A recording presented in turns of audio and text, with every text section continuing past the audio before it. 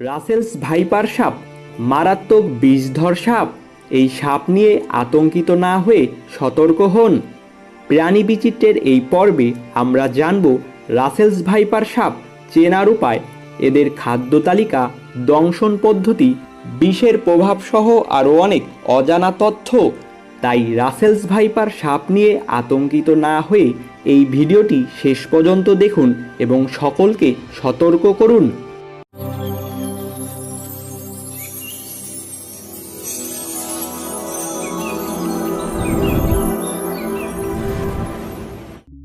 Russell's viper সাপ এর দেশীয় নাম হলো চন্দ্রবোরা বা উলুবোরা। এর বৈজ্ঞানিক নাম হলো ডাবোইয়া রাসেলি। ভারতীয় উপমহাদেশের অন্যতম বিষধর সাপ হলো এই রাসেলস ভাইপার সাপ। বাংলাদেশ ও পশ্চিমবঙ্গের সবচেয়ে বিষাক্ত সাপ হলো রাসেলস ভাইপার। সমগ্র পৃথিবীর বিষাক্ত সাপের মধ্যে রাসেলস ভাইপারের অবস্থান হলো পঞ্চম।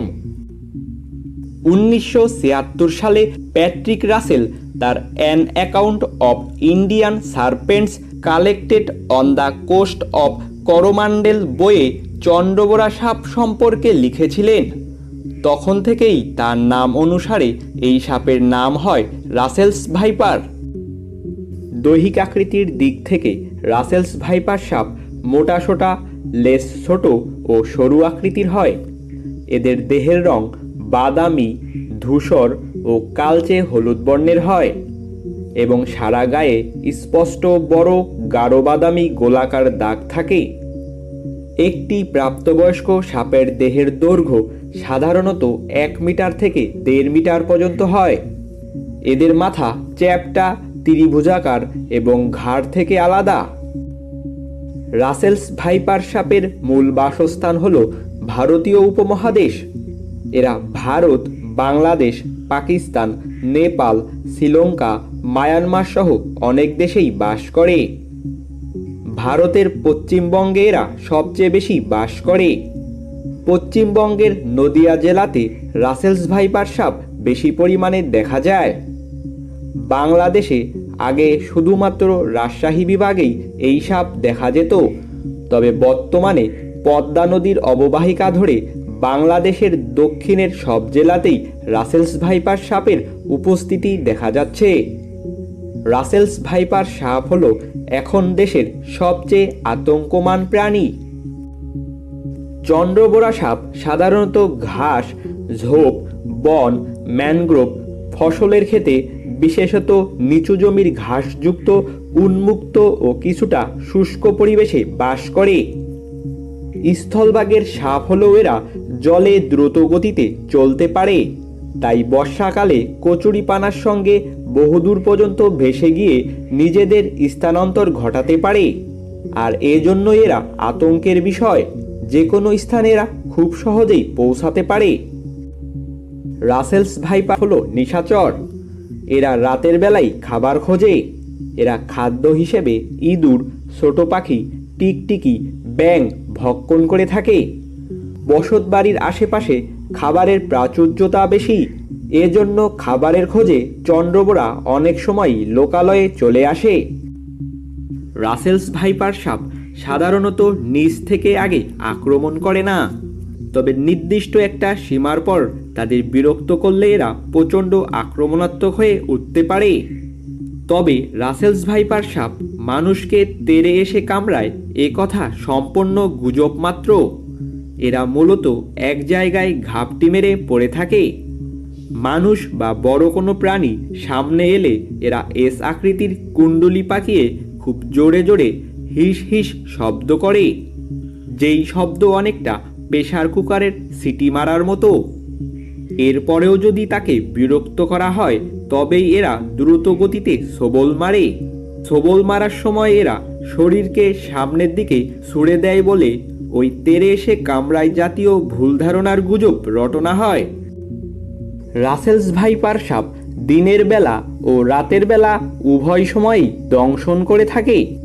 অন্য যে কোনো সাপ মানুষকে দংশন করার পর সেখান থেকে দ্রুত সরে যায়, কিন্তু রাসেলস ভাইপার সাপ অনেক সময় পর্যন্ত দংশন করে ধরে রাখে। পৃথিবীতে যত সংখ্যক মানুষ সাপের দংশনে মারা যায় তার বড় একটি অংশ এই রাসেলস ভাইপার সাপের দংশনে মারা যায়। তাই এদেরকে কিলিং মেশিন বলা হয়। ভারতে সাপের দংশনে মারা যায় এমন মানুষের মধ্যে 43% মানুষই রাসেলস ভাইপার সাপের দংশনের শিকার হয়ে মারা যায়। রাসেলস ভাইপার সাপের বিষ দাঁত দৈর্ঘ্যে 15 থেকে 16 মিলিমিটার পর্যন্ত হয়। এদের বিষ দাঁত পৃথিবীর দ্বিতীয় বৃহত্তম বিষ দাঁত। এরা 100 বলে বেশ খানিকটা বিষ ঢালতে পারে। পূর্ণবয়স্ক সাপের ক্ষেত্রে বিষের পরিমাণ হয় 130 থেকে 250 মিলিগ্রাম। চন্দ্রবোরা সাপের কামড়ে তাৎক্ষণিক ব্যথা শুরু হয় ও কিছুক্ষণের মধ্যে ক্ষতস্থান ফুলে যায়। রক্তক্ষরণ এর একটি সাধারণ লক্ষণ। এছাড়াও লোহিত কণিকা ধ্বংস, রক্তচাপ ও হৃদস্পন্দনের হার কমে যায়। কিছু কিছু ক্ষেত্রে বমিও হয়। তাই অতি দ্রুত অ্যান্টিভেনম চিকিৎসা নেওয়া উচিত। যদি কোনো মানুষকে রাসেলস ভাইপার সাপ দংশন করে আতঙ্কিত না হয়ে অতি দ্রুত তাকে হাসপাতালে নিতে হবে। এই সাপ একাকী থাকতেই পছন্দ করে।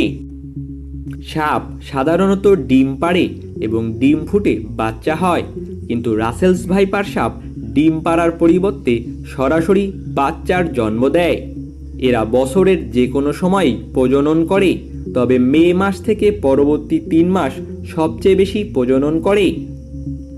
একটি স্ত্রী সাপ 5 মাস পর্যন্ত গর্ভধারণ করে। গর্ভধারণ শেষ হলে একটি স্ত্রী সাপ 20 থেকে 40টি বাচ্চা দেয়। আবার কোনো কোনো চন্দ্রবোরা সাপের 80টিরও বেশি বাচ্চা জন্ম দেওয়ার রেকর্ড আছে। সরাসরি বাচ্চা প্রসব করার কারণে বাচ্চাদের বেঁচে থাকার সম্ভাবনা বেশি থাকে। তাই রাসেলস ভাইপার সাপ অতি দ্রুতই বংশবিস্তার করতে পারে। একটি বাচ্চা সাপ 2 থেকে 3 বছর বয়সেই প্রজননক্ষম হয়। আশ্চর্যের বিষয় হলো সাপের এই প্রজাতি এই অঞ্চল থেকে বহু বছর আগে বিলুপ্ত হয়ে গিয়েছিল বলে ধারণা করা হচ্ছিল। তবে গত 10 থেকে 12 বছর ধরে এরা আবার ভালো মতো ফিরে এসেছে। এই সাপ প্রজাতি বেড়ে যাওয়ার অন্যতম কারণ হলো খাদ্যের প্রাচুর্যতা।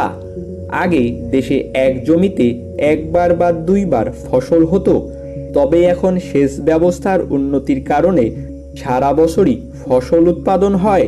তাই রাসেলস ভাইপার সাপ ফসলের জমিতে ভালোভাবে থাকতে ও খেতে পারে। এদের বেড়ে যাওয়ার আরেকটি কারণ হলো প্রকৃতি থেকে বেজি ও ঈগল জাতীয় পাখির সংখ্যা কমে যাওয়া। একটি রাসেলস ভাইপার সাপ প্রকৃতিতে 15 বছর বয়স পর্যন্ত বাঁচতে পারে। এরা মানুষকে দংশন করলেও মানুষের বিভিন্ন রোগ সৃষ্টিকারী ক্ষতিকর প্রাণীর বিস্তার কমাতে সাহায্য করে। এরা বাস্তুতন্ত্রের সাম্যতা রক্ষা করে। তাই শুধুই রাসেলস ভাইপার সাপ নিয়ে আতঙ্কিত না হয়ে এদেরকে না মেরে ফেলে মানুষকে সতর্ক হয়ে চলা উচিত। প্রাণী জগতের সকল প্রাণীকেই ভালোবাসুন ও প্রাণী রক্ষায় এগিয়ে আসুন। পরবর্তী ভিডিওতে আমরা জানব নতুন কোনো প্রাণী সম্পর্কে। ভিডিওটি দেখার জন্য ধন্যবাদ। ভিডিওটি ভালো লাগলে লাইক করুন, কমেন্টস করুন এবং বন্ধুদের কাছে ও প্রাণী সম্পর্কে জানতে আগ্রহী তাদের কাছে ভিডিওটি শেয়ার করুন। প্রাণী বিষয়ক আরও নতুন এমন ভিডিও পেতে হলে অবশ্যই আমাদের চ্যানেলটি সাবস্ক্রাইব করে রাখুন। সাবস্ক্রাইব করার সময় অবশ্যই বেল আইকনটিতে ক্লিক করে রাখুন। আপনার দিনটি অনেক ভালো কাটুক।